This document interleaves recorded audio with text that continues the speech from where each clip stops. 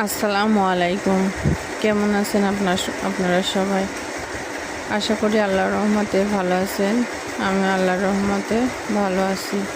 এখানে দেখতে পাচ্ছেন আমি একটি ডাল ও পাতা সেলাইয়ের কাজ করে নিয়েছি ও বাদবাকি অন্যগুলো আপনাদেরকে আমি দেখিয়ে দিচ্ছি। আপনারা যদি খুব সুন্দর করে লক্ষ্য করেন তাহলে সুন্দরভাবে সেলাইটি শিখে নিতে পারবেন। এখানে আসলে বলে বা বুঝিয়ে দেওয়ার কিছু নাই, দেখে দেখে সেলাইটি শিখতে হয়। তো আসুন আমরা দেখি কিভাবে সেলাইটি আমরা করে নেব। যারা একদম নতুন তারা খুব সুন্দরভাবে লক্ষ্য করলেই সেলাইটি শিখে নিতে পারবেন।